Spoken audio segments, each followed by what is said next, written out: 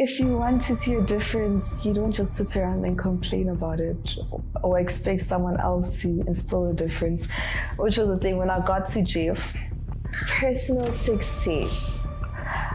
I feel like showing up for myself every day is a measure of me being successful every day. So what I mean by that is just about reminding females that like you have everything that you need within you. Yeah. Don't look for it externally. Yeah. AI in chemistry. Yeah.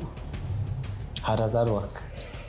So you're trying to remove the human involvement there. What's happening? No, I'm you not. Tell me about it. I am not. We are actually trying to optimize how the science is applied.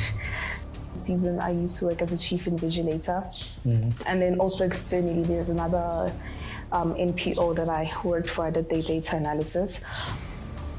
In both these situations, my study session from the first 2 hours I'll focus on Afrikaans, and then I'll do math, and then take a little break, I'll go do whatnot, and then I need to go back to that one because I'm writing that in the morning. So I learned that in matric because of that it was finicky for me, timetable, but it's benefited me. It's not your money. That's what they say. They're like, why is she fighting so much? It's not her money. But I'm like, it's my signature that is going on that, approving that. Imagine now I'm in a court case. Barry, you guys were misusing funds. Well, I can tell you're doing a great job building your own personal brand. I'm trying. You mean at work, so. I'm trying. And then that's one of the reasons why we're sitting here and having this conversation. So yes. Yeah, so I'm glad I could have this discussion with you. So. It's been a pleasure, actually. Yeah. It's been quite easy to just... Okay, guys, welcome to P Squared Podcast. Today I have Mnguni, ma'am. Hi. Welcome to P Squared Podcast. Thank you. Thank you. So I don't know if I shall this enough, but just pick 3 cards randomly and then just give them to me. Okay. These 2 are coming together, so it's destiny. 3. Can I look? No. No. Okay. Give them to me. Okay. Please, nothing about me. So, yeah. If you could change one thing about your appearance, what would it be? It doesn't even bother me anymore. But if I could, I'd change I have knock knees.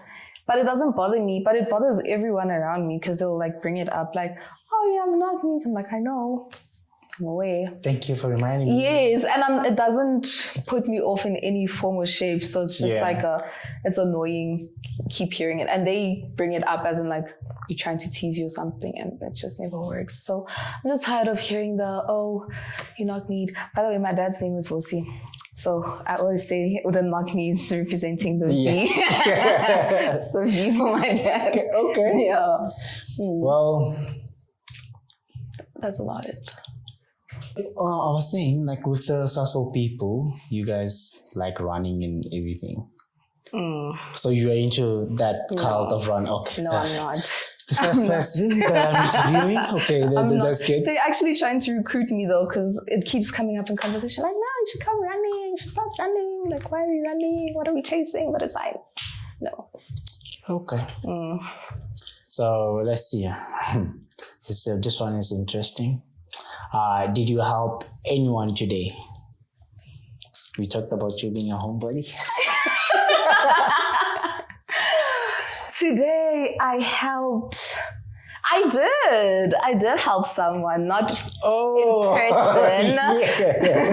I did. But now I know who that person is. Yeah. So there was this guy that arrived today, and he needed help with unpacking equipment and stuff. And I offered, I'm like, do you need help with anything? He said no, but I still helped here and there. And the person sounds familiar. Oh, yeah. I think I might know the dude. Yeah. Very ungrateful. I helped someone. I don't think he even said thank you. Did he? No. No, actually. No, I have a conversation with him. Don't worry. Third one. Name 3 foods you would never eat. Oysters. Mopani worms. Anything. Actually, if I were in Asia, any Asian meat, I don't trust their meat. No, is it xenophobic? It's not xenophobic, but I feel like they're very exotic. You know what? We try not to get cancelled here, so we just starting. But they're very exotic with their meats. They have a very wide palate, and mine is very narrow. So they might have what looks like chicken, but isn't necessarily chicken. They say crocodile tastes like chicken. So. Someone said duck tastes like chicken. Duck does not taste like chicken. I tried duck and it did not taste like chicken. So now I don't trust anyone that says any meat tastes like chicken. It doesn't. Well, okay. You don't know.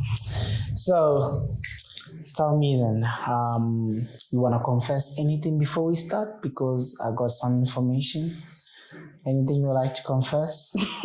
Not that I'm aware of. Not that you're aware of? For sure. Yes. Me? Deny. To the grave. So, okay, let's start first with your academic, right? And about your early inspiration. So, chemistry, where is it coming from? Chemistry, I always say chemistry actually chose me because it happened by circumstance, really. Where I had this physics teacher, Mrs. Bakerman, and she was always like looking, like she used to show up to work, like she'd look nice, she smelled good. Not her office, how's this? Her classroom had aircon, the only classroom that had aircon, she installed it herself. But she always used to inspire me. So then I asked her what she studied, because I was like, whatever you did in life, I want to do it. I want to do it. And then she was like, no, she did food technology, a degree in food technology. And then I started reading up on it. I'm like, actually, this makes so much sense. Because at the time, I was very interested in cooking and cooking healthy meals and whatnot. I wanted to become a chef. That was my initial career path.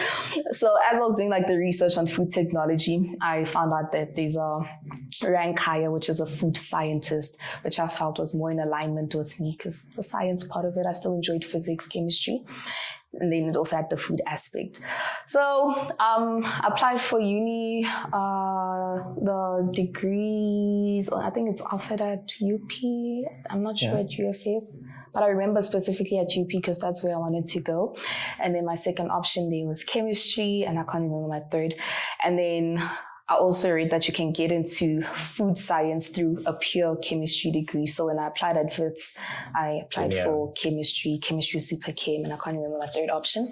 So and then I went to go apply for funding, bursaries, Sasol bursary, and then they're like, okay, you need to do a chemistry degree. Right. Yeah. So with that, I ended up going into that stream where I'm now following the chemistry degree as opposed to like the food science or food technology or UP.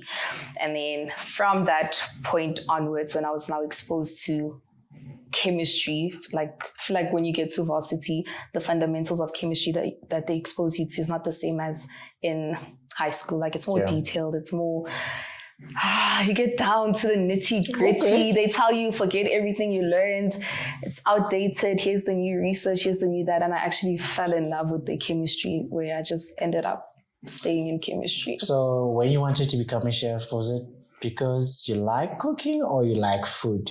Different. I love cooking. You're a good cook. I am. Okay. I am. I think I'm a good cook. You're a good cook. A few people have also said I'm a good cook. I do enjoy cooking, and when I cook, I do it with intent. So even when I add like your spice, if I add turmeric, I know it's for this benefit, it's for that. I'm adding garlic, I know it's antibiotic. Like I don't, You just don't. I don't just mix let's salad. mix it. Like it's very intentional. My plate is very intentional. Even if you see my rice is yellow because of the turmeric, it's because I know, okay, I'm feeling a bit like this. Let me add a little bit of turmeric. I'll always have spicy food most of the time. The cayenne pepper, because cayenne pepper is good for your blood flow. So Okay. very computational. You know what? I think you've won in life. You did the chemistry, whatever you wanted from your teacher, and then you can experiment. I'm cooking in the lab also. Oh, yeah. Different type of cooking. Different type. Yeah. Okay. Yeah. But you started at Wits. Conquered the edge.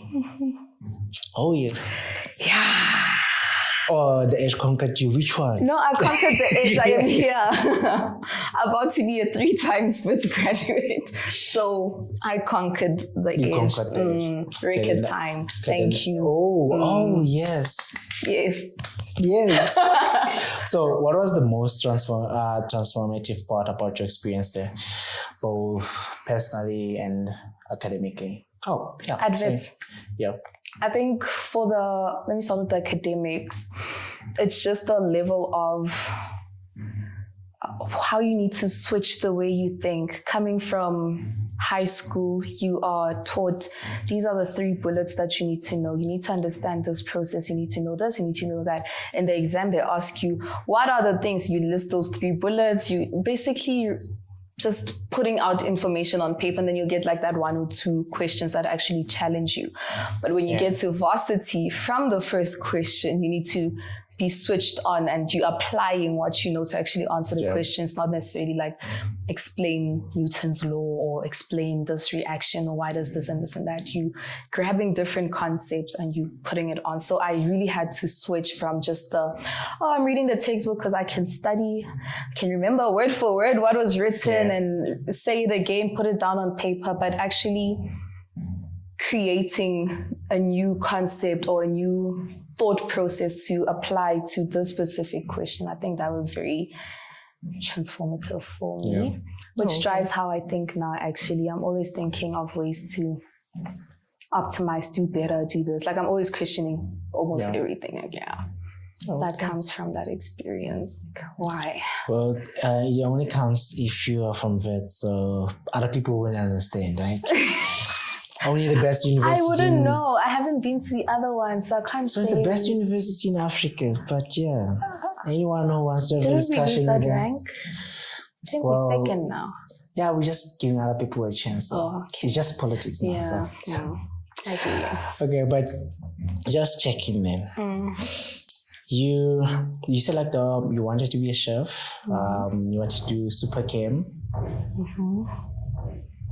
Is it because you like chemistry? You're like, okay, I can do chemical engineering. Yes. Who would have got a surprise? Thing is, we had a module in 3rd year, industrial chemistry. That's more chemical engineering. Hey, when I got there, I was like, I'm glad I didn't do chemical engineering. Yeah. There's no chemistry in chemical engineering. It's engineering. Yeah, after 2nd year would have dropped. Yeah, no, hey. You're like, oh no, that's it. No, it's okay. It's not very sciencey. Yeah, we suffered there, so. No. Yeah. I'll be safe. But again, not you said, but you indirectly said, you into the AI and all of that. AI in chemistry. How does that work? So you're trying to remove the human involvement there. What's happening? No, I'm not. You tell me about it? I am not. We are actually trying to optimize how the science is applied. So with the AI aspect, there's 2 parts, the qualitative and the quantitative. The qualitative, which is what my master's was focuses on like your literature reviews, the wordy part of chemistry, like in order to gain knowledge and whatnot, where you're going through words to get your information. That's the qualitative aspect. And the quantitative, that's where we bring in your predictive modeling, your optimization, you're determining this based on this and this and that factor. So it's more of a optimization tool helping you do your day-to-day life. Something my supervisor used to say to me when I started my research, I started the application of AI in chemistry in honors. He used to say that as much as he's bringing me into this AI field now or introducing me to it, I must still remember that I'm still a chemist. So the AI deals with data, whether it's marketing, finance, it just deals with data. Yeah. But then you are a scientist, so you need to be able to understand and conceptualize this data and see that, yeah, this model's prediction is 99.9% accurate and whatnot, but you need to now come in with that knowledge and be like, but this doesn't make sense from a science perspective or a chemistry perspective. Yeah. So it's not trying to replace anything, it's just trying to help you make your tasks easier. You know what, you already position yourself, just hearing you talk, you already position yourself in the right direction, because this AI, this new technology is not going anywhere. And then you'll see most of the guys, I saw one of the guys posted something, was like, people just go to varsity, apply for degrees that they know like 10 years, 5 years from now don't matter. So you are not thinking strategically about it. So that now you already into that field, doing the chemistry side, pursuing your masters and incorporating that with AI. It's a bonus. Yeah, I think it seems like you're doing all the bonus. You're chef already. I'm you're cooking somewhere in chemistry. Yay, Mnguni, jack of all trades. Okay. Yeah, but yeah, I do think it's a very nice space to be in, especially now because it's still like developing. As much as we think that AI has reached its peak, I feel like there's so much more that is to come. Yeah, I feel like we're still in the momentum phase of it. Coming. So just getting in tune with it now will just help you 10, 15 years from now, where you now understand where it comes from, like the basics integral of it. So when you have a robot, if we do get there, in 15 years that can now help you in the house and do this and this and that, you understand that it comes from a basic Python code, if statements, this and that, how it was trained. And I see, guys, when it comes to coding and stuff, I'm thankful to AI. Because everything that I have to do after this, I use only AI. And I realized if there wasn't this technology, I would have suffered. Yeah. So I'm thinking back, even with my master's, had I actually not had the assistance of AI for the coding aspect of that, my master's would have taken me so much longer, because now you need to debug this code. You've been running it for 12 hours. You're not finding a bug. The bug is that one little white space that's there in your code. You're not seeing it. So, you just press space sometime while at midnight you forgot about it. And then you literally crash out because your code is not running and you're not seeing the bug. Now you just like take it, put it on your OpenAI, your ChatGPT, Gemini, whatever, be like debug. It shows you, your issue is here. Easy. So are we getting any Dr. Popsicle anytime soon? Who? From who? From the person behind you, Dr. Popsicle. I wouldn't say anytime soon. It's very because the reason I didn't actually do my PhD after my master's was because I want my PhD to be meaningful to me and be a building block to my development, not just a checkbox. After master's, I did my PhD. I needed to actively build towards my career. So I'm still looking for a project that will allow me to just be like, I'm willing to put a PhD on this, thesis on this, and go for it. So it's all out in the open. Might find that project on Monday, might find it in 2 years. Well, I'm checking again after your training. So so Popsicle, where is that coming from? My sister. So where did it even start?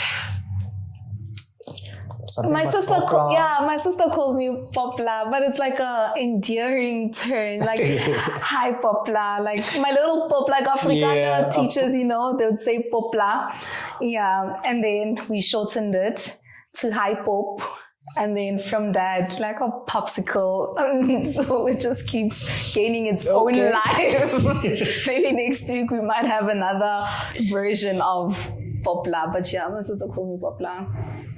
Yeah. Oh, one of a kind. Okay. It's our little thing. Okay. So just one example then. The chemistry meets AI. So what's one example? how machine learning, or whatever you can say, AI, can enhance revolution. This is the word. You see, authenticity and revolution. Break it down. Revolutionize. Yes. Okay. Revolutionize. Yes. Maybe if I just do it slowly. Like revolution. Sorry guys, not all of us are like popsicles here. We not grow up English, right? So I'm so yeah, but so what's one example how machine learning can enhance or revolutionize traditional chemistry research? Sure. It's almost like but you touched on it, but yeah, there's so many ways. It's more of a what are you trying to gain out of it? Yeah, because if you're trying to automate certain aspects, like some sort of analysis, you can train a model to do that. You can help with the predictive modeling. There's a project that was done by someone, Tuskeen. We were doing our masters at the same time. She did predictive modeling on using acid mine drainage data.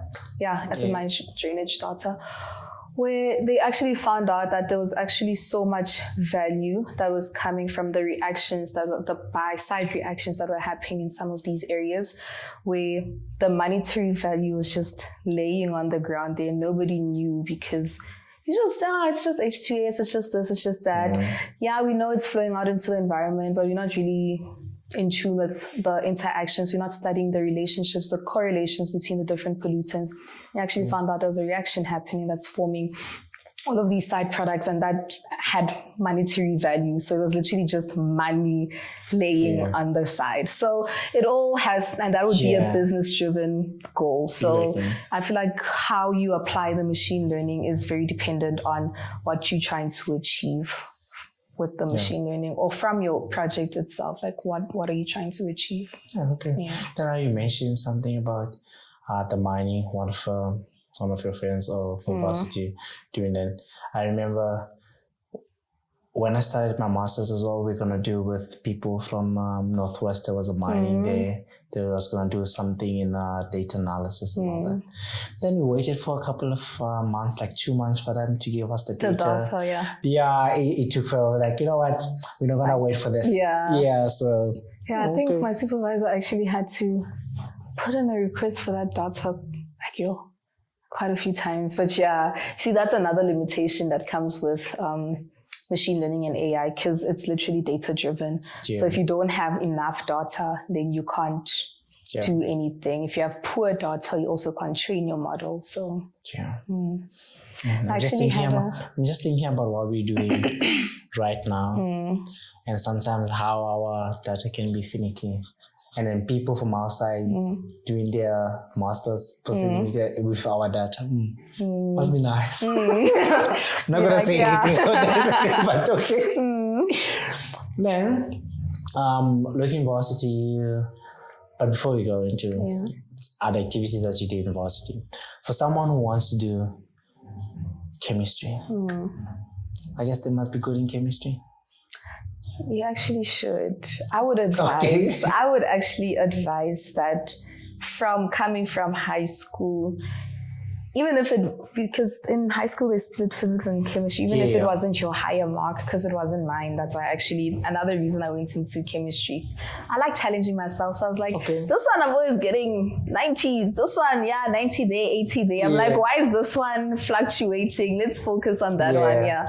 So I feel like you need to have that, I don't know, it's like a understanding. You just need to have a chemistry mind where you can really think critically and question stuff, where even if a reaction is happening like this, like it makes sense like this, also think, but wait, if I put it in this environment, would it still happen like that? And if so, why? If not, why? Like you really need to question it. So I would advise that if you're already struggling with balancing an equation, I don't think that you should go into chemistry, because it only gets more difficult from there on. But outside of just having that basic understanding, you also need to you need to be okay with failing, because much of the things that happen in chemistry do reaction. You don't have minds to be failing, No, not failing the course. No, you mustn't fail the course. Just the test, the semester, whatever. Test, a reaction can fail. Yes, you in life, don't fail. Don't fail. Yeah, no, but you really do, because things don't always work out, and you need to be okay with, you need to be able to bounce back. Be okay with the fact that, okay, I failed. I got a 45% for this test. It's fine. It's the standard. Let me sit down with it now and see where did I go on. So you need to have that resilience. Be like, okay, this happened. It's fine. Put it up there as your token of dishonor, and just keep things moving. Because the moment you start going down the rabbit hole of but I studied, but I did this. Yes, you did. You prepared. You stayed up all night. What? Not clearly, that's not the issue. You need to now adapt to the situation, find new ways, better ways of applying yourself to the science in order to improve yourself. So I think you do need that. I think it's a characteristic. I don't think it's something that is taught. Like, learn how to bounce back. Bounce back. Yeah, that's one thing that you don't learn in a high school. But with chemistry, I know myself, my strong point was on the chemistry side, and then not the physics side. So every time I know, like, we'll write like physics first, then chemistry will follow after. So we write physics, then the results come back. Even when the results come, only physics first, and then the chemistry after. Then there's this boy who used to get happy that he beat me. He would get about 130 something, and I'll come in 121 or something, you know. Then I was like, okay, I know what I have to do on chemistry to beat him, because that's my strong point, and that's my strong point. And I'll come back with 148. Right there, I was like, maybe you could have just gave me 150. I'll come with 140. I know it's like 140. I will come on 120 something. I was like, even if I have to put it together, do the average for this semester, for this term, I'm the one. Up you. Yes, let me one up you. No. So it was always my contact. I know, like, okay, it's fine. I just have to do good, just enough on physics, then chemistry, and then you're fine. Yeah, then I was like, you know what? I'm good at chemistry. I'm going to do chemical engineering. How did you actually find chemistry as a chemical engineer? Because I know a lot of chemical engineers complain about the chemistry. They complain about chemistry? No, what's the easiest thing? Okay, smarty pants. The easiest thing. It was easy. We did okay chemistry for 2 years, and that was it.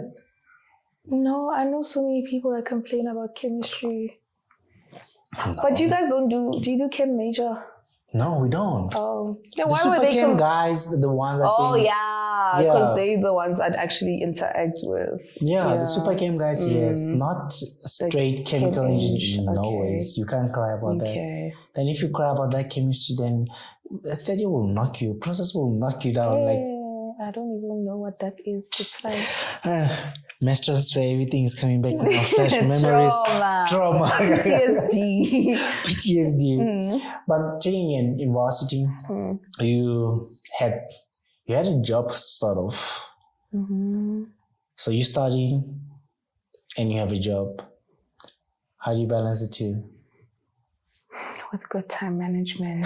With good time management. Good time management, yeah. Because with good time management, it was very... Yeah. Because I remember when I started working, I do like different types of jobs. For example, during exam season, I used to work as a chief invigilator. And then also externally, there's another NPO that I worked for. I did their data analysis. In both these situations, my supervisor, I only worked during my master's, not honors. I didn't have time in honors to work and undergrad. So during my master's, my supervisor was aware of the higher level of what I'm doing, but not the specific details as to what they require me to do at work. He just knows, for example, with the NPO that I had to do some data analysis for them, sentiment analysis and all of that. But he didn't know like the data set, how big is the project, all of that. So I always had to remember that as much as he's aware of this and he'll have some sort of grace that she's working, it's still my responsibility to make sure that my master's is on track, because he has nothing to do with my side hustles. Yeah. I need to make sure that when he asks for anything, he has access to me, because my main role is being a student. I'm not employed. Same with the chief invigilation. For me to actually apply for that, I had to make sure that my project is so on track that I can afford to take 3 hours out of my day to go, not even 3, it was 5, because you need to prepare and stay after the exam as well to clean up, whatnot, admin related stuff. So I need to be okay with 5 hours of my day being gone and that not affecting the progress of my dissertation and my write-up and my research. So I think it just came with knowing how to manage my time. Actually, I developed this skill when I was in matric. Where our school used to set out the timetable for exams very nicely. Like they'd almost like flow. Like you write English paper 1, then you write Afrikaans paper 1. You know, they'd like flow nicely. Now we're coming with a timetable from the departments telling you when you're writing what exam when, and sometimes, you know, different schools have different subjects. So you're writing math on Monday. Tuesday, first, you're writing life science, and suddenly you're writing Afrikaans, you know, so it's like different topics, but you need to be prepared for all 3 of these within a short span of time. So now I had to learn how to, in a day, divide my study session from first 2 hours, I'll focus on Afrikaans, and then I'll do math, and then take a little break, I'll go do whatnot, and then I need to go back to that one because I'm writing that in the morning. So I learned that in matric because of that it was finicky for me, timetable, but it's benefited me in the long run, I guess. Yeah. Well, okay. You mentioned being a chief invigilator, and then at some point you were a lab demonstrator. Oh yes, that is all. I forgot. Well, okay, cool. So you had these 2 roles, like, and then it's more about guiding and mentoring others during your time there. Yeah. So how have these roles shaped your views on leadership, service in scientific community? Well, we're gonna come back to the leadership side. I think I enjoyed being a lab demonstrator so much. Not so much the marking, that's why I know I wouldn't go into teaching. But actually preparing for the lab and giving the lab, because when I was in honors, I just had first years. And then for my masters, I had a mix of first years and third years. So now you're learning how to break down the science or the experiment, whatever we're doing in the lab, to a first year student who's only been here for probably like 3 months, 4 months, not even 3 months, 2 months when we start with the labs. So the labs don't follow the curriculum. So you could be doing a lab that's relevant to a topic you're only doing in semester 2 or something. So having to come into the lab and explain a concept that they haven't learned, and they're still coming with that high school way of thinking of chemistry. And remember when I got into the lecture room, they told us, forget everything you learned in high school. It's a lie. The syllabus is outdated. Let's give you a new way of thinking of chemistry. That's what they said to us. So now having to break that down to a first year student was just, I don't know, you literally forced to get down and really, really understand, what is actually happening. So when they ask you, but why? You don't just say, but it's obvious, hydrogen reacts with oxygen. Why? Really, why? Think about it. What are the orientations of the molecules, the elements? What is driving this reaction? You need to have that understanding in order to relay that information to your students. So I enjoyed that a lot.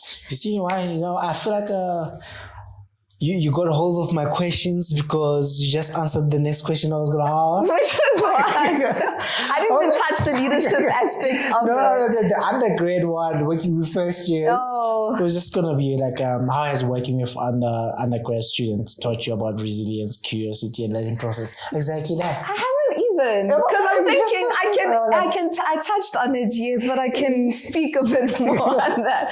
But I'm thinking, because they know after our lab sessions were 3 hours long, they know after like 50% into the lab, I start giving them the side eye because I'm like, if you say ma'am one more time, ma'am. If you say ma'am, I'm just 2 years older than you, ma'am. Yeah, that was another thing I didn't like.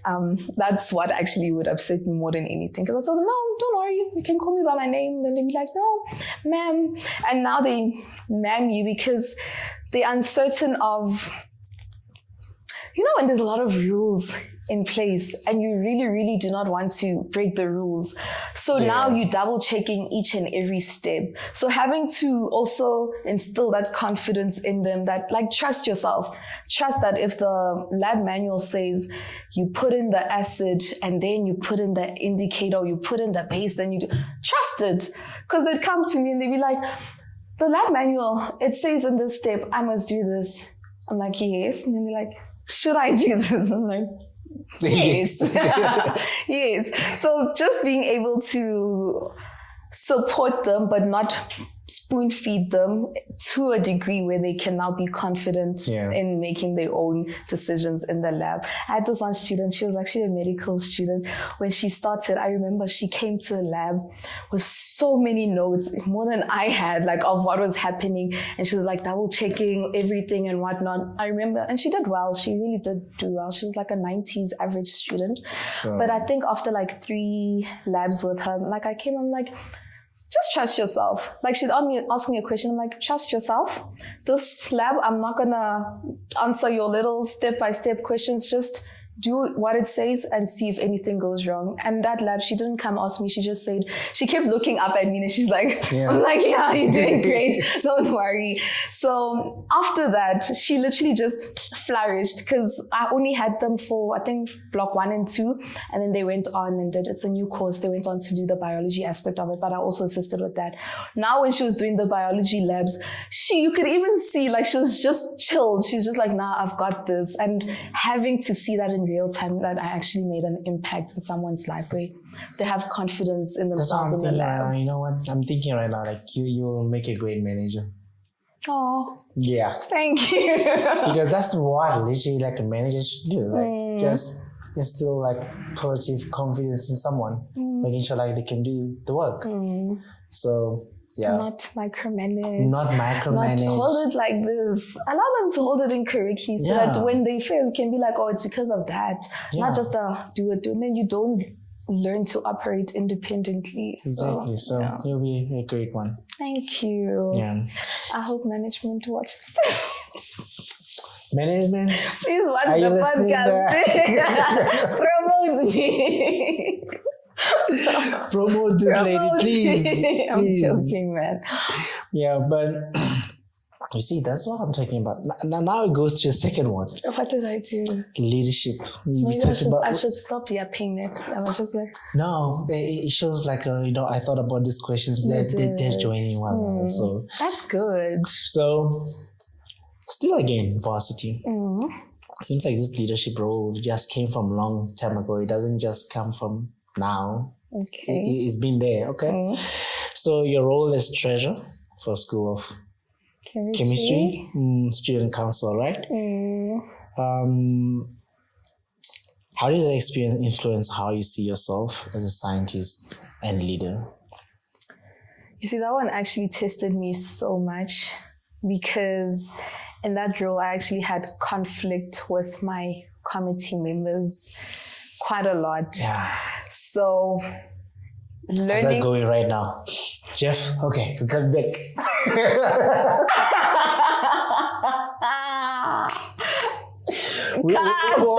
Cut the cameras. Switch off the lights. Okay. Anyways, yeah, conflict there. But in that, just to give a short summary, I was treasurer. They wanted to be reimbursed on their travels, but that had nothing to do with the School of Chemistry. Like how you getting to and from had nothing to, it wasn't incorporated in the budget. So obviously you need to, as now this is my portfolio, I'm treasurer, I need to, when you put in this request and you say, we want to be reimbursed for that, I'm calling you out and I'm saying, we don't really factor this into the budget, so we can't. And then that caused quite a lot of friction. Head of school got involved, but either way, they stood with me that we don't do that. So I think in that situation, being put in that position where your entire committee is literally against you and you are the only one saying no, and I'm standing by it, literally. It's not your money. That's what they say. They're like, why is she fighting so much? It's not her money. But I'm like, it's my signature that is going on that, approving that. Imagine now I'm in a court case.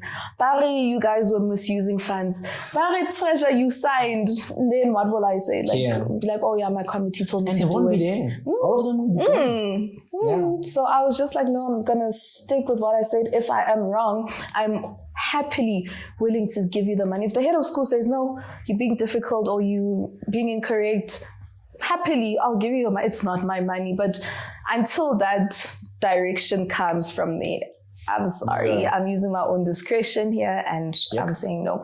But yeah, it really taught me to really stand my ground. If I believe something is wrong, it's wrong. Like there's no, I don't succumb easily to pressure. No matter what you say or do, if I feel that what I'm saying, and I will justify why I'm saying what I'm saying, if I feel that it's the right approach, then I'll stand with it. Open to correction, but up until then, standing on business. Standing on business. This lady standing on business. Well, talk about you. You're starting your career right now. It's not even been a year. And then somehow you leading the role of, you leading like a forum of engineers. Yeah. So I guess what is this? Is it this thing in your blood of being in leadership and committees? What's happening? I feel like if you want to see a difference, you don't just sit around and complain about it or expect someone else to instill a difference, which was the thing when I got to JF. The committee members, the past committee, they were an amazing group.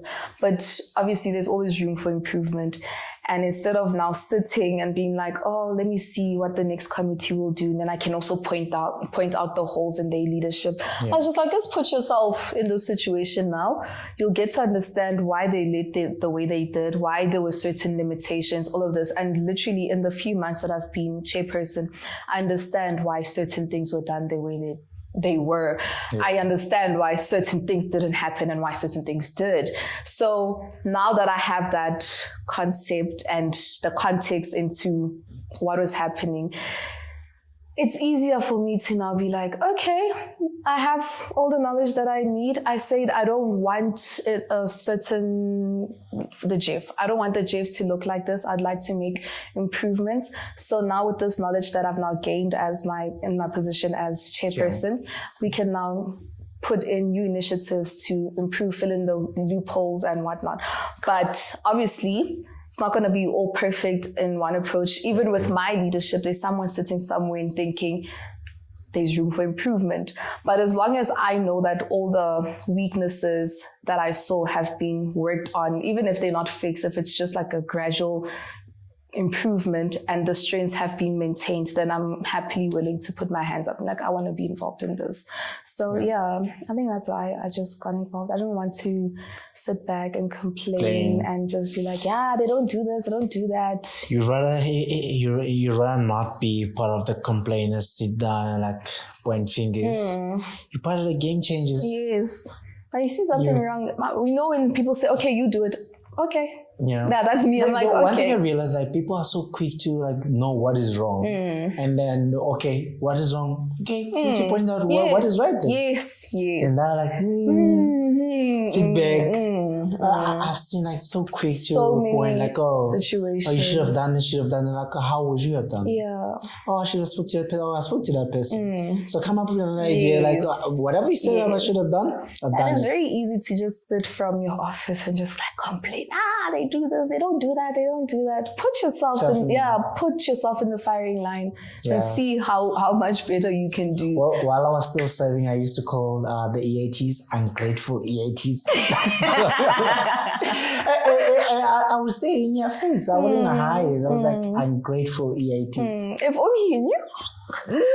Actually, the battles, the meetings. Yes, my one friend Mo, she's my vice chairperson. Yeah. We have lunch together, and our lunch, we don't even have our lunches anymore. Our lunches turn into Jeff meetings. Like, oh, we need to do this. Oh, remember you need to send out that email. Oh, remember this, remember that. Literally sacrificing our time now to for the betterment of all these people of our grateful EATs. And then they will not reply to that email we spend our lunchtime writing. We stay longer on Fridays to make sure things ways are like to bring them together, the events and stuff. Only 10% shows up. Yes. So and then how much money that's put into that as well. Yeah. But I get where you're coming from with the ungrateful EATs. But I guess that's how it is. Like, it comes with leadership. We have to embrace it. Yes. Yeah, because that's what we usually do. Like, okay, we have about in Secunda, say 250 EATs. Well, I guess you guys, like, you don't even make 10% of that. We're 71, thank you. Oh, 71, you 71. Okay. Well, when I was still there, you guys were like 30 or something. No, we are getting numbers. We're strengthening. Yeah, because we will just sit down and say like, okay, there's 250. We definitely know we should plan for 10 to 20% that will show up. And that your 10 waste money. Yeah, your 10 to 20 is still a lot. Imagine 10% of 71. Like, imagine it at an event. Is the committee organized? Literally. It's just the committee. It's just the committee. So we threw a party for ourselves. Boys, whose house we going to? Let's take all this food and everything. Food, just switch locations because Yeah, no. Yeah, I know, like putting some thought, thinking about how you can make this a nice life for the junior engineers. You know, you from varsity, you're used to this kind of lifestyle. You come into industrial world, like there's no opportunities there. We're trying to make it vibrant, like with each other, you know. But people don't get it. They don't get it. So like, They okay. don't get it. And I think it's because obviously when you're coming here, I'm coming from Joburg. All my friends are in Joburg. My entire life was in Joburg. So obviously when I came here, the first thing I wanted to do was like, if I don't have a social life, I feel like I will struggle so much to show up in the way that I know that I can at work, because mentally I won't be okay. So the first Jeff event that I saw, and after people had explained what Jeff is, I was like, I am there. I know it's a bunch of strangers, but I am there. I am there. Even if I'm sitting alone, I am there because I need to be a part of a community. And people actually underestimate the value that brings, because now you're exposed to people who aren't in your area. You get to hear what they do, hear of things you never even thought were happening in Sasol. So it's been good for my development as well, just going to the Jeff events. Off camera, I'll say it. Whisper. Switch off the mind. Switch off the mind. So, good. But with your training, I mean, you just started so far, but what would you say is the highlight? Ooh, I think the highlight should definitely be working in the core labs. Okay. Because it's like polar opposite of working in a typical science lab. It's very dirty. You're working with large samples. It's noisy. It's hot. It's not very labby. Okay. It's not very labby. You come back. My manager used to laugh at me because when you're handling the code and whatnot, obviously you get dirty. So you're wearing our safety goggles, and then it would have like an outline of where the goggles were, and everywhere else you'd have like the coal, the black. So he used to laugh at me because of that. But that experience was very it was a learning curve for me, like a shock to my system. Everything was dirty, but it's been good for my development in a sense that I got exposed to as raw feedstock as it comes, because literally working with the physical coal that's being fed to the gasifiers. So it was very nice. I didn't know you guys has gasifiers here. Okay. We don't have gasifiers here. Yeah, that's all. Okay. No, your gasifiers. Yeah, of course. In Secunda, we get our samples. We serious business. We deal. We make money there. So now here to the steam station. Hey, this university down the road here, but it's fine.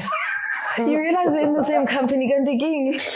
Well, we spoke about me being in the same company earlier, and that's fine. I'm suffering the side. Yes. So yes. So is this your way of trying to I'm getting back at you. Okay. Yes, yeah. Fine. That's fine. I'll still choose Sasselberg. Oh yeah, Keep great. Sasselberg on any day. Yeah. But would you say like I don't know, varsity prepared you for this life that you have right now? Wits prepared me for life in general. Hi. See that varsity prepared me for life in general. But yeah, to some extent, yes, you have your basic knowledge. Yeah, it'll help you here and there. But outside of that, I think because of how I was living in varsity, I already had a good study life balance. Yeah. So go out here and there, go back study. Now I know that when I'm at work, I'm at work. After work, unfortunately, I close my laptop. It's after hours. I need to now focus on other aspects of my life, whether that be working out Pilates, whether it's that hanging out with my friends. Like I have that now from varsity. But when it comes with dealing with pressure, Wits made sure that I am very much prepared. Yeah. No, so yeah, I the pressure that's in the office. I'm like, how you doing? I'm like, no, I'm stressed. Are you coping? I'm coping, but I'm stressed. Yeah, I'm stressed, but I'm coping. Yeah. I'm not dying. Oh yeah, but tell me, did you go for the freshers, then the rest parties and stuff? My parents couldn't do much. I went. I'm just curious now because I didn't. I saw. You didn't? Yeah. Yo, I went to freshers. Even when David Webster was about, I was staying at David Webster. Then we're the host. When were you at David Webster? Yeah, I know. After I left, then it became the ladies' res. No, something. I mean when I was at Barnard, so it still had men. That's why I'm asking. Oh, you were. That's why I'm like, we were neighbors. From 2017 until 2020. I was there 2021. Just missed you. Oh. Just missed you. Yeah, because I was so like afterwards it became the ladies. Yeah. No, in 2021 they had a few males there. Yeah. Not a lot. So still majority female. Not a lot. But okay. Now it's just all female. Just female. Okay. Because for me to get there, they told me like, because I was staying at 46, one of the South Point. Yeah. So I was staying there. Then they're like, if you want to come in here, you have to perform, your grades have to be high and stuff. I was like, yo, I need to get my way out of this. I didn't like having to go outside the campus. You know, I wanted to stay on campus. It's convenient. And once I was there, the only time I went out of West was when I was getting a bus to Rosebank, coming back. Not even dining hall? No, I was just going to dining hall. Yeah. Oh.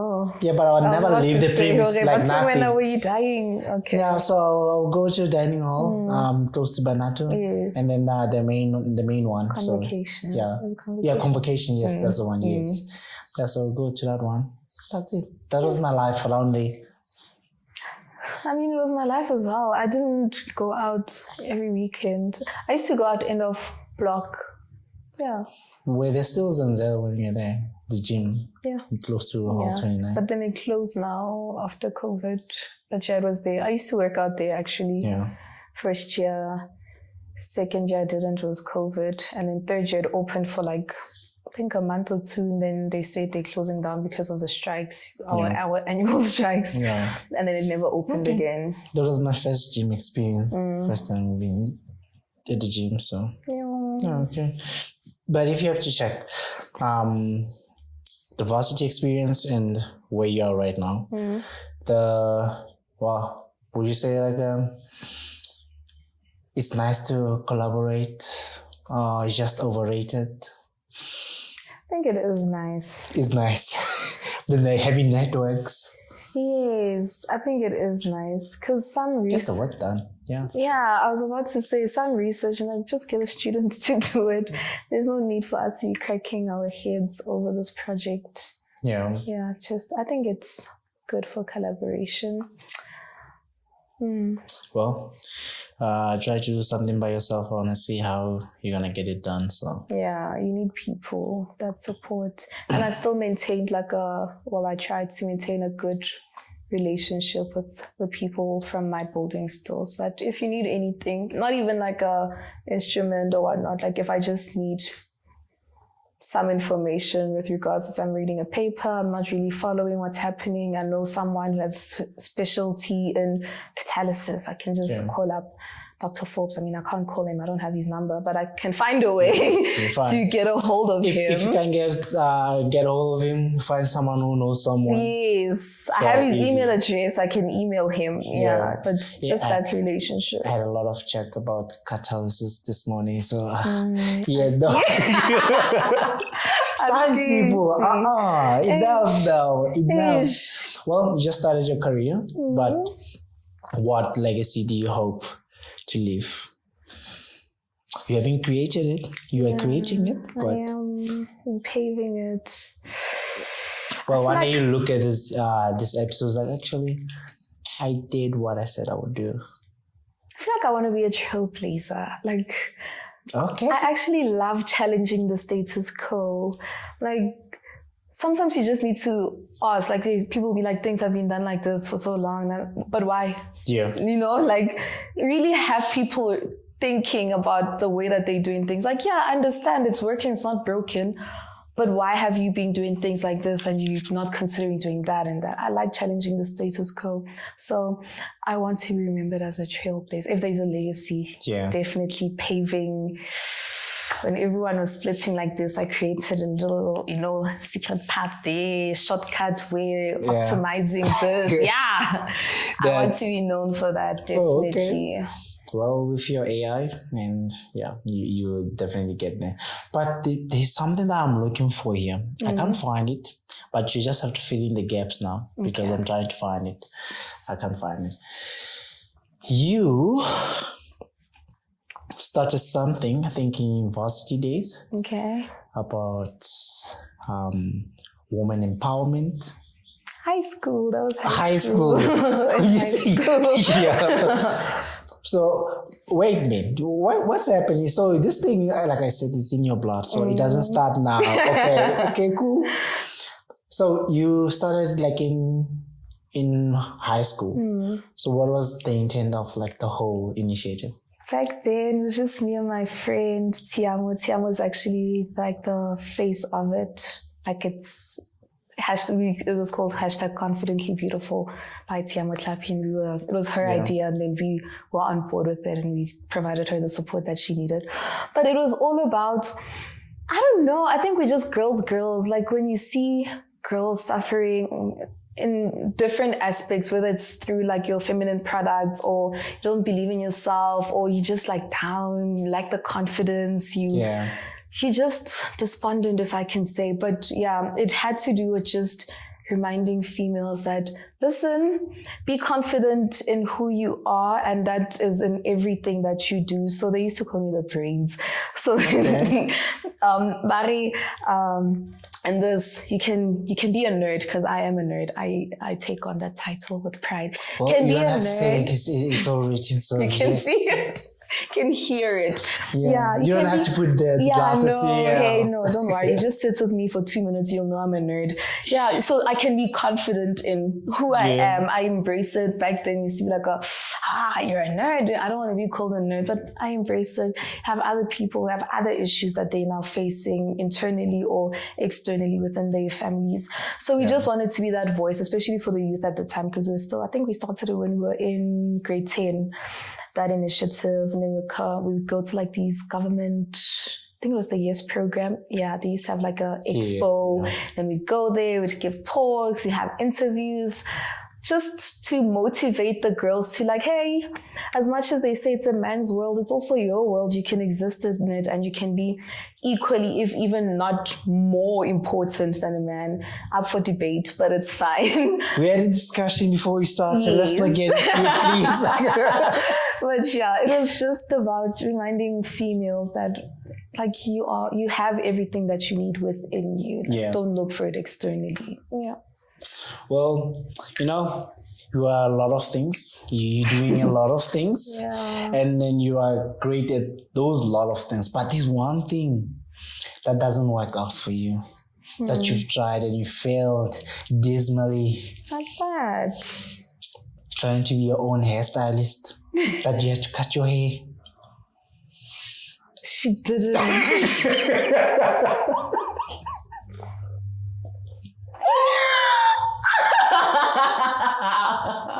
No.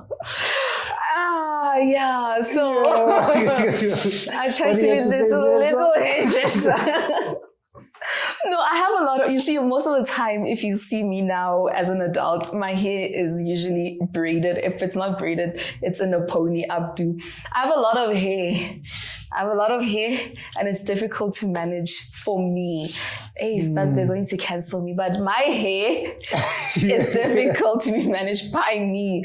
I struggle with it in the mornings, right? Especially when it's not relaxed. And it's just like it's big, yeah. So I was young, and then I obviously, after you shower and whatnot, you need to like do your hair, and I was tired, and it gets sore, especially when you have growth. When you combing your hair, it gets sore. So I was like, I'm tired of fighting with my hair.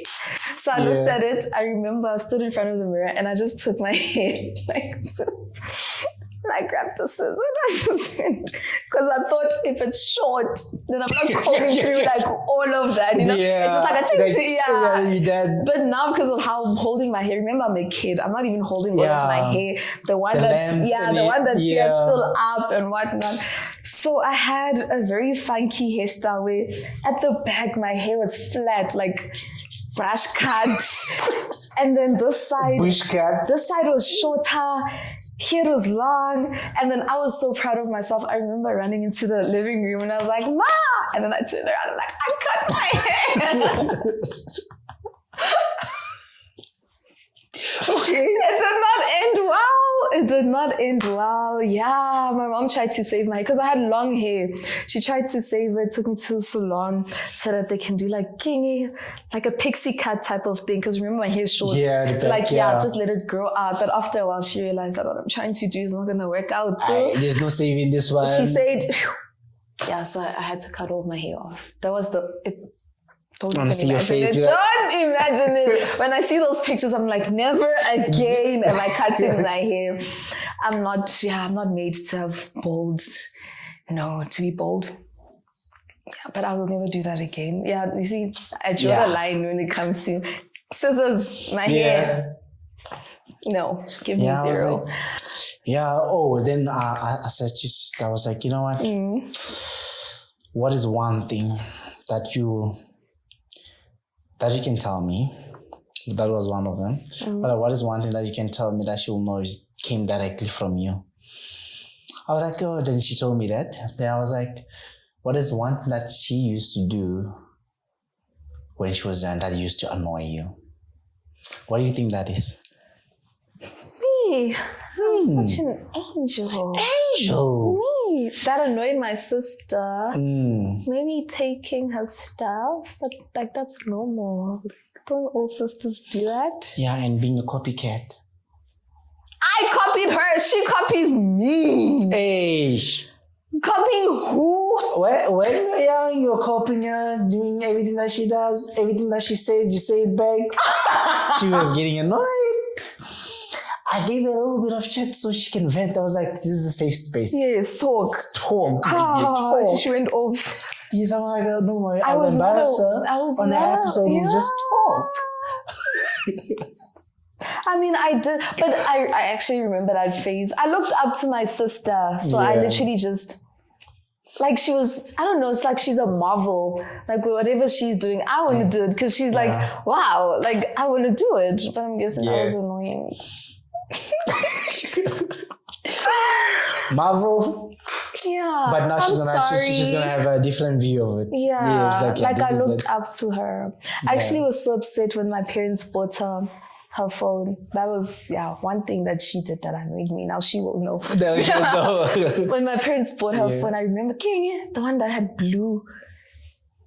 It's fine, I can't remember the name of the song. Probably Sony what, but Express or something like that. They bought her that phone and then she got mixed on that phone and then she stopped playing with me and she was just always on her phone and I could never gain access to my sister. That was sad. I was depressed as a kid, I think, because of that. Okay. You tell me then, what do you think, what do you wish more people understood about the journey of becoming a scientist? Specifically in fields that are changing rapidly with new technologies or whatever, just being a scientist. I feel like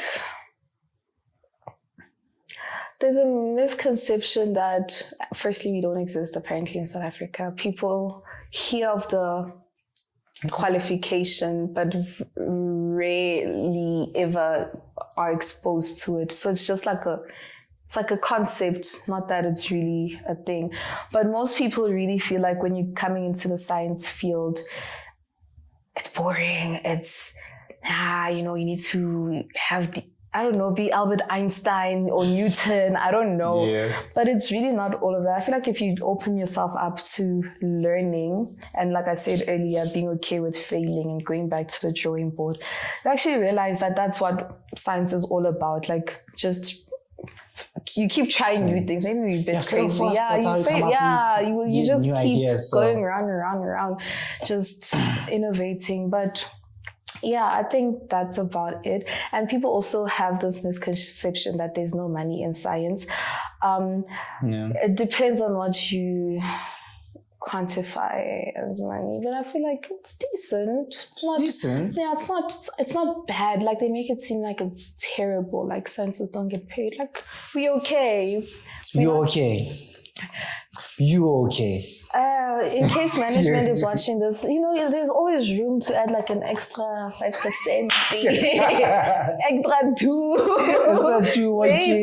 You never know. Yeah. No, but it's not that bad. It's not that bad. You can survive. You can live. That's the thing about people. You ask them like, what is good money? Then you give them that good money.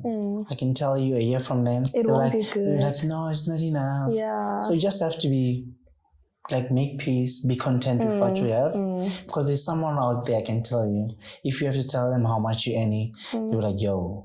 Actually, that's 5 times what I'm getting. I saw a TikTok last week, actually, of a lady that was doing a grocery haul with 350. When I saw that title, I was like, grocery haul. She's getting 3 things. She's done. She literally bought so many items that it really made me rethink how I'm spending my own money. Because I was like, she did a grocery haul with 350 of Ramaphosa's fine rands, and I was thinking she's only gonna get 3 items with that 350. So you see, if I come in and say my groceries are 1,000, that's like a lot for her, and I'm gonna be sitting here like 350 is too little. So just over 3 times what I can get with my normal. Imagine. Yeah. But that TikTok really made me rethink. I usually think, even when I go to the shows, like, you know what, I know myself, like how we used to buy grocery at home, but like this is you're inflating your king lifestyle. That's how you end up now with feeling like it's not enough money. But anyway, if you can go back and give your first year university self one piece of advice, what would it be?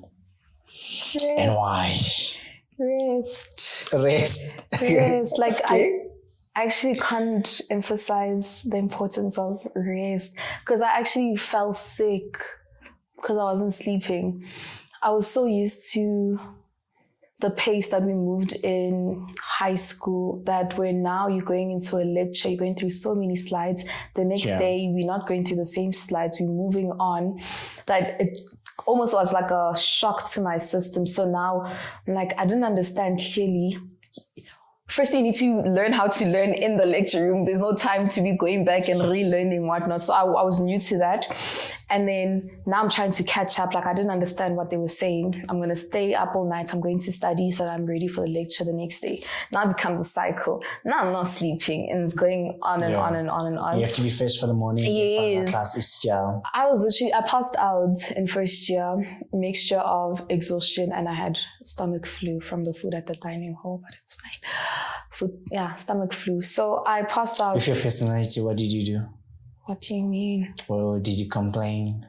I didn't. Did you scream at those ladies in the cafeteria? I actually didn't. I actually heard... There's this one lady I still remember at convocation. Yeah, she was so rude, that lady. At convocation? Yeah. I ate at 3 Towers. In 3 Towers? I was at Wreath first year. Actually, I'm now thinking about it, I've never ate anywhere except convocation. That's good. Main home. That's good. Those are the top 2. Don't come. Yeah. When I was there, it was like, really? Our dining hall was questionable. Yeah. I also tried to book my meals for main as much as I could because it wasn't the best. But the thing is, I didn't want to stay outside because, like I said, the traveling thing, was I even taking a bus, like I have to wake up at 7. I missed that bus, I missed that class. Yes. I was like, cut. I wanted to stay inside. Spicy bags and food. I was like, cut. Yeah. Like, nope. No. But with your experience so far, what do you think? What is the most common mistake that the young professionals make when they get to this environment, working environment?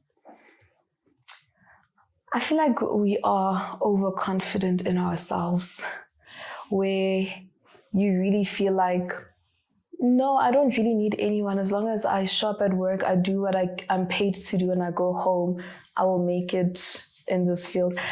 From what I've been exposed to so far, you really won't get very far with that manner of approach. So just the misconception that I just need to go to work, mind my own business, and go back. The amount of information, even like technical information that I get from having conversations with people. Yeah. It's actually crazy. I was having a conversation yesterday with a colleague of mine from Secunda. Random conversation, but it ended up being so deep. We went from just talking about Secunda to now how it integrates to the what's the Sasol place, the Santon offices, and he's like, but that leads back to Sasolburg, and that gave me a whole new perspective of the entire business of Sasol. So just having these little conversations, showing up when they say that we are having a Easter, go. Because you don't know who's going to be in that room, what conversations are going to be had. Do they even know your face? Because you will leave and then they'll be like, who's that? Yeah. And then when you need something now, for example, I'm in R&T. If I need a contact in R&T, no one is going to be willing to reach out, help you, whatnot, because they don't even know you. Not that they don't want to, they don't even know you. So your email will be like, I'll get to it. They will never get to it. So just opening yourself up to the whole environment, not just your day-to-day tasks that you're supposed to do. I think, It's one of the things I was even actually with the interview I had earlier. I was telling the guy, I was like, hey, there's this EIT. We're talking about the same conversation actually. I was like, but it was off camera. I was even telling this one EIT, I was like, hey fam, you know what? If I can notice it, people are noticing it. I've never seen you in a Teams meeting. You're always saying you're busy doing something. Everybody's busy. They have things to do, but they show it. Or like we had, spring day activities and all that. You didn't show up for that. We had the cultural thing on the 24th. You said you were busy. So just bring it to his attention. I was like, these kind of things, they really matter. That's where people remember the face, like, oh, this person showed up. Who's this person? And they get to actually know you. Yeah, because every time everyone is busy doing the work, so that's little time period that you don't have, that you have, that is open. They're like, okay, checking who's there, who's doing what, and all those kind of things. I was like, just try those things. I mean, I was even telling him about, I went to someone's house. They offered me something to drink. I'm like, no, I'll drink water. Like, oh, no, it's fine. Then we went for something at Ish. Yeah, they were like, oh, let me buy you something. Then in the team, we were like, you know what? I like you. Every time you drink water, you do this, but you still show up anyway. Even when people like drink and stuff, like you still show up. I was like, yeah, I'm not here for drinks. And I'm not going to say like all those people are drinking. Yeah, I'm not going to show up. I was like, yeah. So like these kind of things that are important. People just don't understand.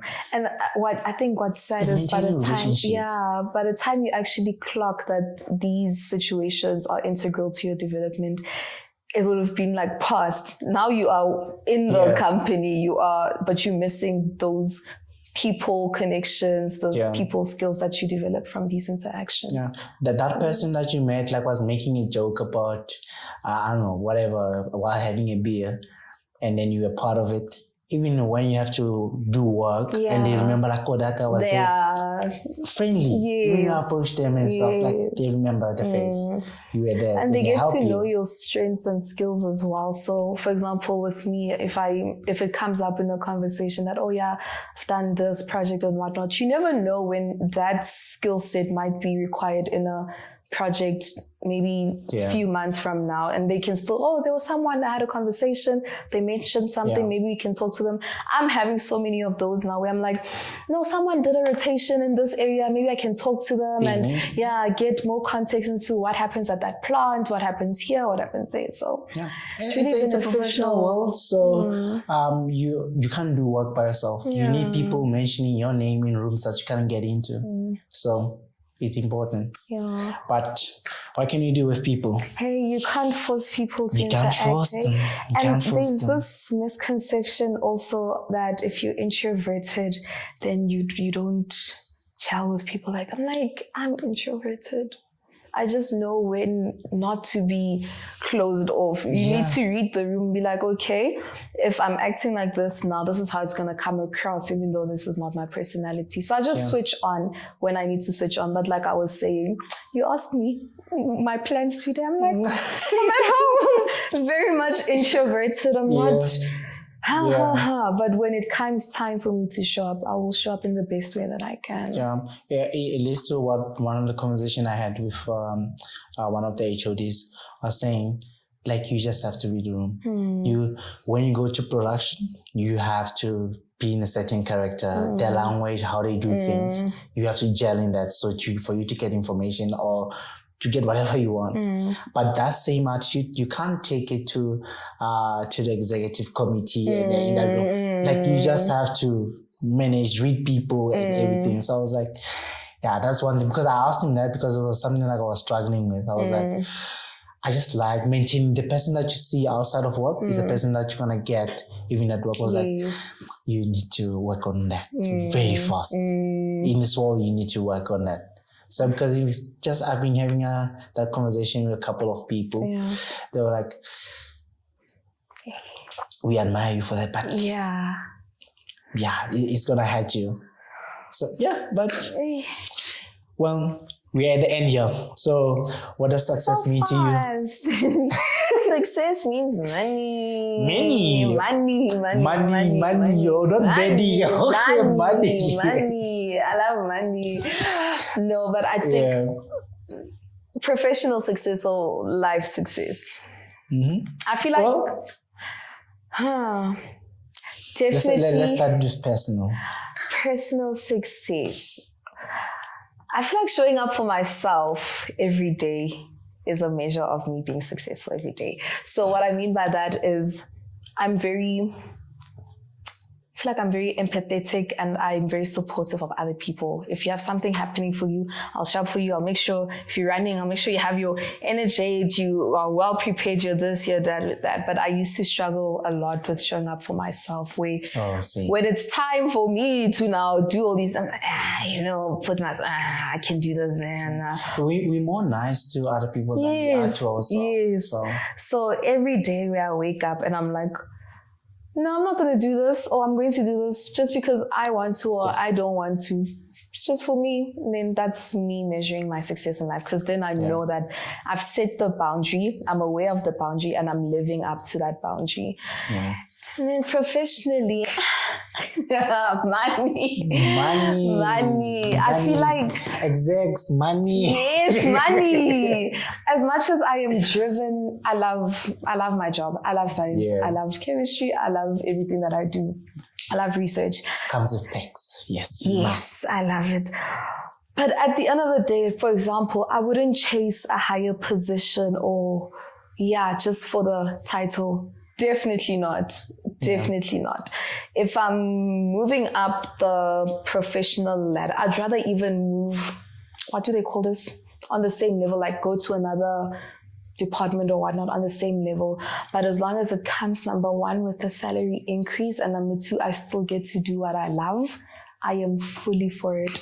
I'm not driven by accolades, as my mom would say, or I'm a this and this and that, I'm a executive, no, I just need to make sure that every day when I go to work I am fulfilled, and then I can come back home and I'm fulfilled at home because my cupboard is full, because I have money to buy food. Anyway, you have money, you perform because you have things that you need at home. Easy. That's you see, it's very easy to make me happy. Money. Just give me what I love and give me money. Give me money. It's always money that you only want. Money that I It's only money that you want. Then, but just what you said, like, is very important about like showing up for yourself. Because I remember, you can say 3 years back, I'll go to hell and back for people, and it will drain me and all that. But I wouldn't do the same for me. I'll come up with excuses. So, but one thing I'm really I'm happy about, it's a journey as well. You just don't switch and become that for yourself. It started with small things. I started like being intentional about it about a year and a half ago. And where I am right now, I show up for myself like I wouldn't show up for anybody. I give myself so much grace that when I think about giving someone else, I was like, no, this is for me. Fill the cup first. Whatever overflows, you give it to the world. So I just used to, go all out for my friends, for family. Then thinking back again or looking, like, it's just like, these people, I do this for them. Would they do the same? Just doing a reflection. I was like, no, man. You're neglecting yourself. And that's a form of abuse. So literally abusing ourselves. At the end of the day, it hurts me or whatever, it drains me, not them. And then you create that expectation to people as well, like, okay, this person shows up, even if there's like shit of stuff that are happening in their life, they're still gonna show up. I was like that. So now I was like, calm the storm in your life first, then you'll show up perfect for others. Everyone else. So if there's a storm now, I was like, pull back. Is this my battle to fight? And then when you see people get hurt and all that because you pull back, I was like, oh, it's to their own. Sorry, but I had to put myself first. So, but it's just one thing that I learned, and it wasn't easy. But I'm very happy and confident where I am. It's very peaceful. And it goes back to what I was saying before we started now with the whole Summer Walker concert, that when I was not singing her songs and I was like not sad and I'm literally content with where I am in life. And it all started with like the small things where you start putting yourself first, not neglecting yourself. So it's a learning thing, man. You just put yourself there, learn. So, well, last one before we get into our cuts again. If listeners could take one thing from your story, what do you hope it will be? So if someone will be watching this, what is it that you think? What do you hope they will take? I really hope, and I hope that I conveyed that in the best way that I can, that there's no one that could ever be you. Like, as an individual, you are a brand. Same way Eskom is a brand, Sasol is a brand, Enterprise is a brand. You as myself, as Busisiwe Mnguni, I am a brand, and how I show up every day is to the development of that brand. So if I'm gracious to myself, if I'm pouring into myself, if I'm making moves that are benefiting myself, it's almost like I'm respecting myself as a brand. There's this concept when we, I think I saw it in one of the seminars that we attended, where they say when you get your salary, you need to pay yourself first.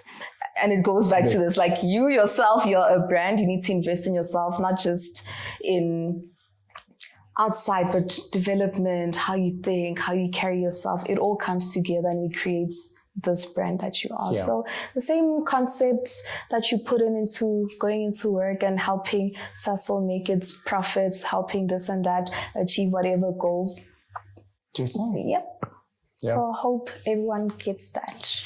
Well, ma'am, I can tell you're doing a great job building your own personal brand. I'm trying. You've been at work, so. I'm trying. And then that's one of the reasons why we're sitting here and having this conversation. So yes. Yeah. So I'm glad I could have this discussion with you. So. It's been a pleasure, actually. It's been quite easy to just. Okay.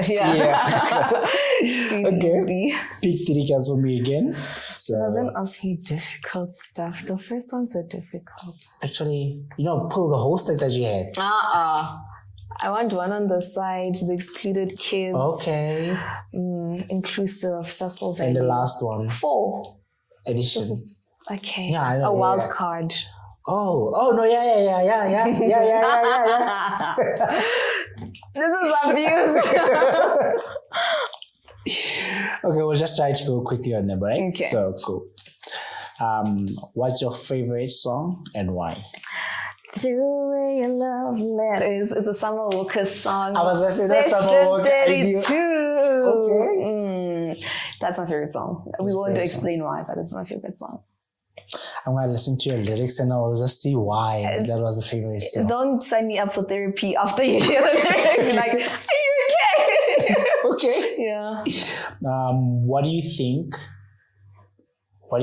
leadership is? What makes a good leader? This is the first time I have this card. Really? Yeah. Ooh, the stars are aligned. I feel like leadership is the ability to enable people to be who they are, how they perceive themselves, but also allowing you as now the leader to step in and support them in whatever form or shape they need.